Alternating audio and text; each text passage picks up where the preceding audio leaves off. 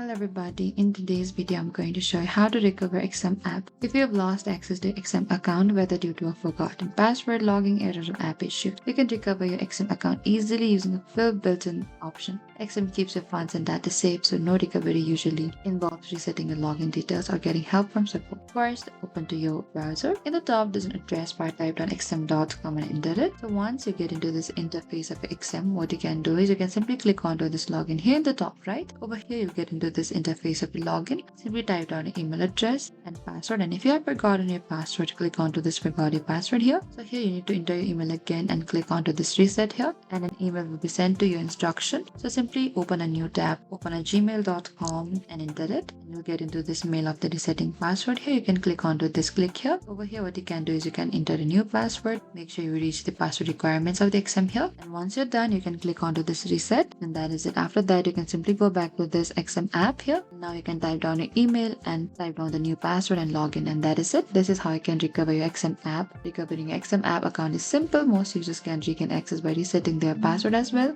and by following the correct step you can quickly restore access. Thank you for watching this video. If you have any queries or confusion, please comment down and we will reach out to you very soon.